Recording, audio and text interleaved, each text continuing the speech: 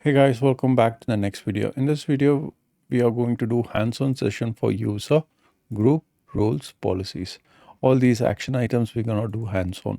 Let's go ahead and do the hands-on. So for that, for you to successfully create a user, you need to get to IAM. So there's a service called Identity and Access Management called IAM. So you can see that over here, middle click that.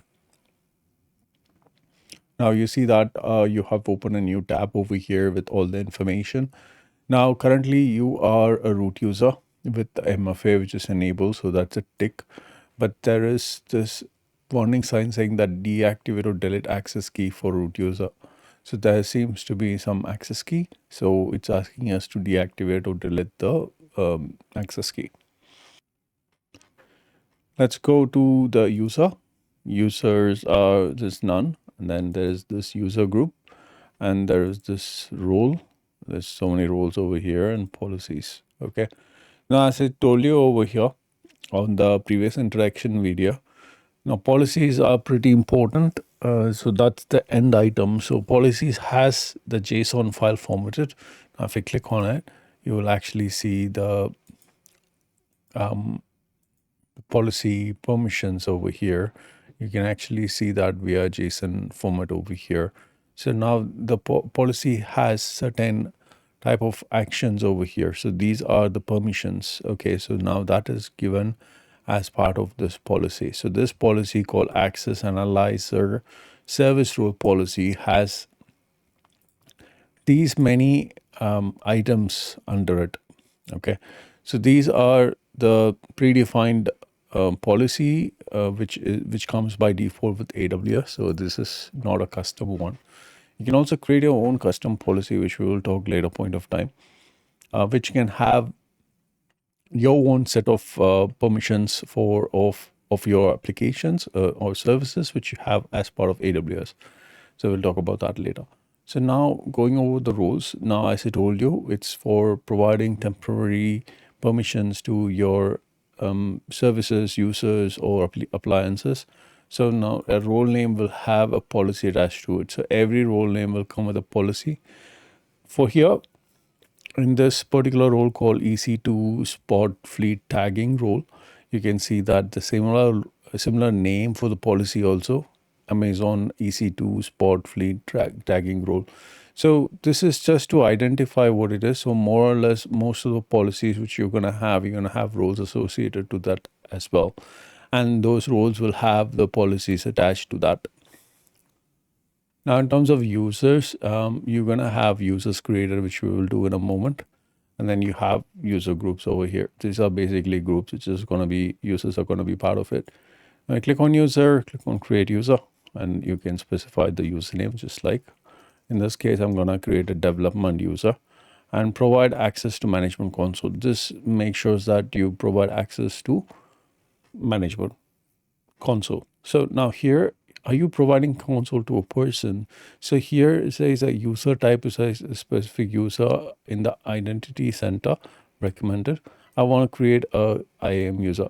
Now you can also create a IAM user in this case itself, where in which you can actually create a password, okay, of this. So you can create auto-generated password or custom password. So I'm going to give dev123 as the password over here. You can see that the password is specified. To remember that the only time the password will be showed when you are setting it up. At the time of the next time, there's no way that you can retrieve the password from the user tab. You can see that user must create a new password when they sign in. Just disable that.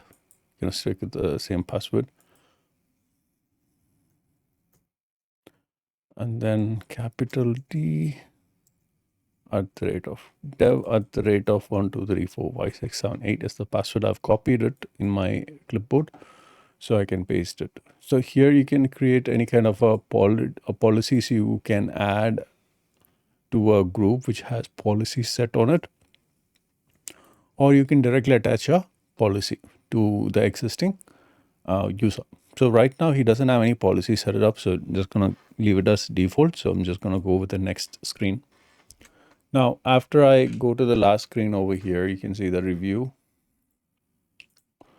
You can see the review over here. You can review that, whatever you're doing. So as of now, we are not given it any kind of permission over here. So reset password is no, custom password is set. Then let's click on create user. So now this has created the user and you can actually see the password over here.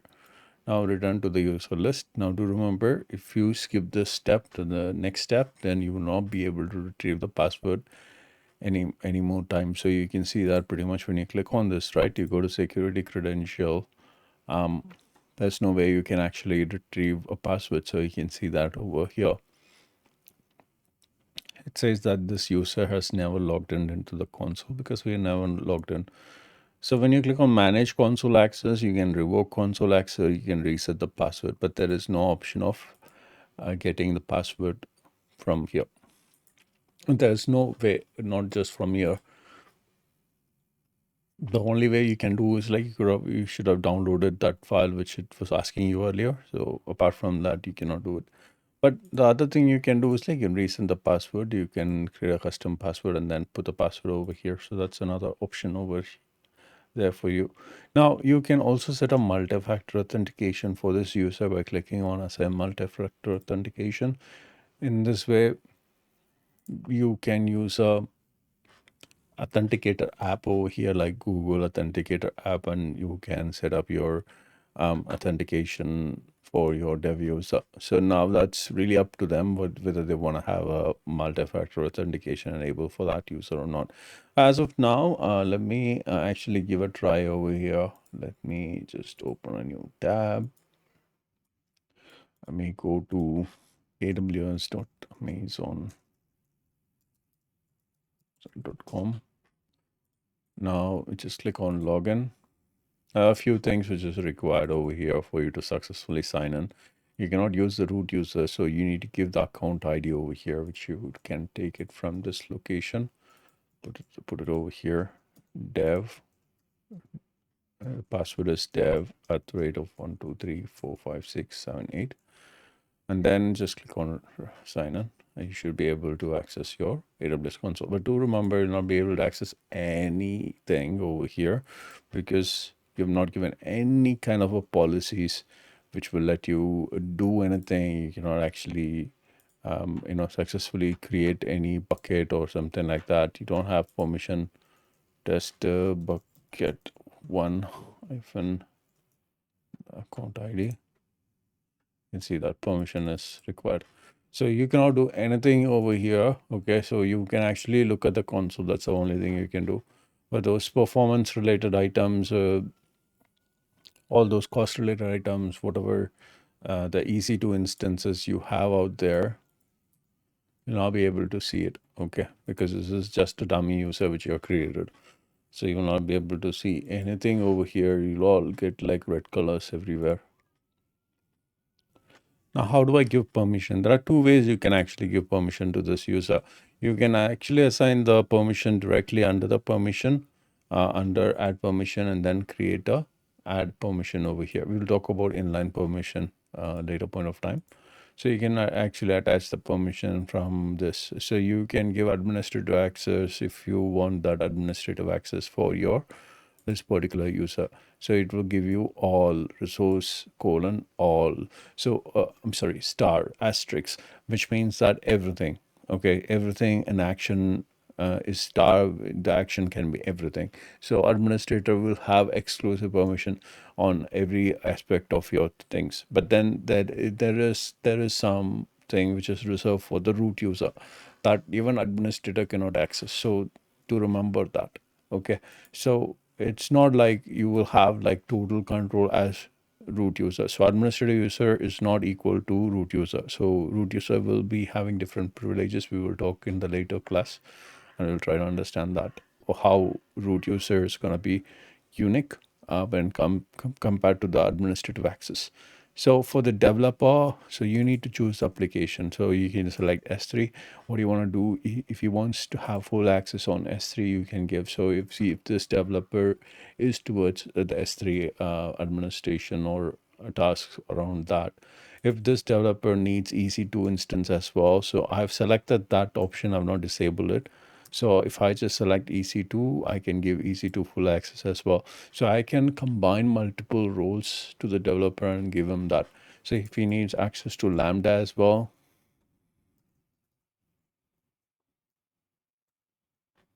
sorry, I got the spelling wrong. But if I want like Lambda as well, you can actually give a full access to Lambda as well. So I can see that over there. So if this guy is going to be just a analyst, okay, he's just looking for data, then you can give all these options with read-only option. So you have multiple options over here.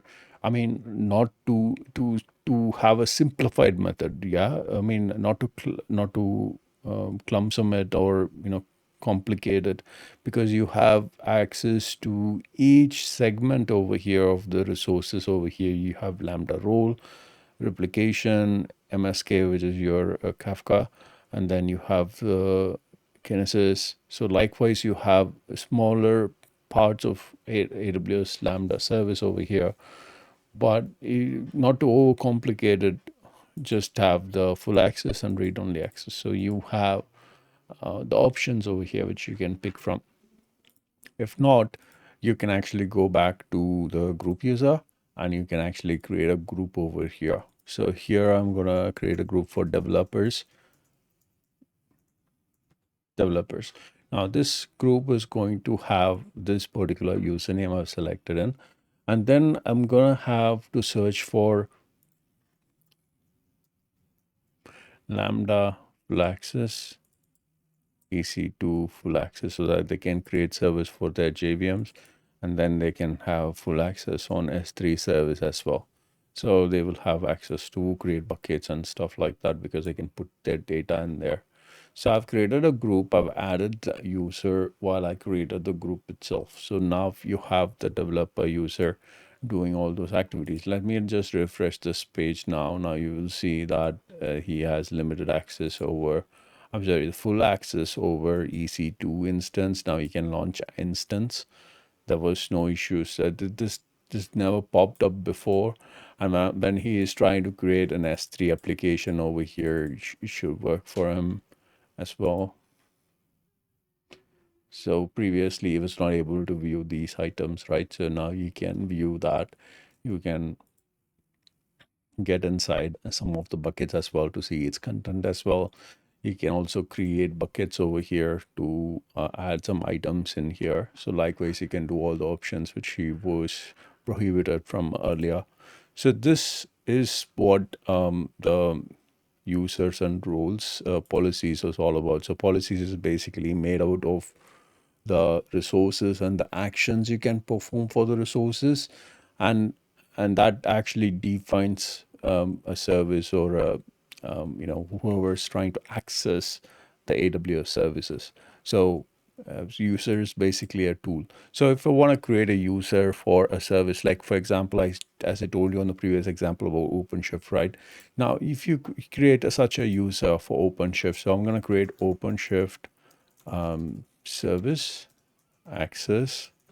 So here, do not provide the management console because OpenShift doesn't require management console. So previous versions of the same IAM tool had an option over here where you can select programmatical access, but it says over here, if you are creating for programmatical access, go through access key or specific service credentials. So we have to go through another step. I'll tell you that. So here I have this group over here. I'm not going to go with the group. So now here it was telling me it needs administrative access. It needs access to all the services. It doesn't require root user access. None of the servers would require you to have the root access. So do remember that. Do not give your root access to anyone. Do not create this. I'll tell you how to do that just in a moment. So click on create, and then you see that user created. Now this user is basically an administrative user because it has administrative policy attached to it. Now I'm not making it part of a group because I want to have this like separately from my existing groups which I'm creating for users. So now this particular user called OpenShift service access is for accessing. So now how do I give this username? So now I know the username. what is a password. So I need to give this information to OpenShift right on the other side. This example goes with any third-party application, doesn't have to be about just OpenShift. So now multi-factor authentication, it's not for OpenShift, okay, because that's a second level of authentication for your user. So that's not it. Access key, very important. This is the one. So you can see that use this access key to send programmatical calls to AWS from AWS CLI. So this is the use of it. So when another tool is connecting to AWS, it will actually use the access key over here. So click on create access key. And from here, is it for command line interface? No. Is it for local code? No. It is for running an application on AWS compute service. No, this is not between service to service as well. Like you see that the user can be created for service to service as well, within EC2 service to ECS service or to Lambda service.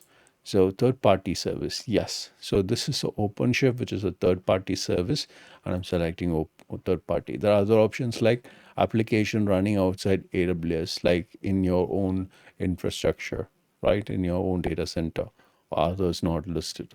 So third party service, I understand. So it says it's the best practice to create a temporary access like IAM role rather than long-term access keys and stuff like that. So, but this is much recommended for OpenShift. So tag value and create the key. Now, this is the only time it's going to show you the access key and the access password over here. So these are the two action items which you need. So when you click on done, this is going to be loaded over here. And you will see for this OpenShift access, you have created this key and the password will not be shown again. You have to delete, deactivate, delete, and then recreate if you forgot the password. There is no option whatsoever. All right, so now I'm going to delete this because I don't need it. So here is, I have to copy paste it.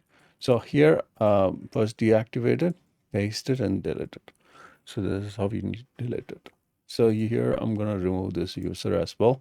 And there's no charges on the number of users you're going to have in AWS. So you can have any number of users. All right, so now this is pretty much how you can use this. Now on another video, we will talk about identity providers because this video is going long. Thank you again. I hope that you understood the hands-on section on how to create users roles and you were able to relate and reconnect the previous topic, which is very important for us towards our exam, because there will be at least 3 to 4 questions coming from this particular group of activities. Thank you again. I'll see you in the next video.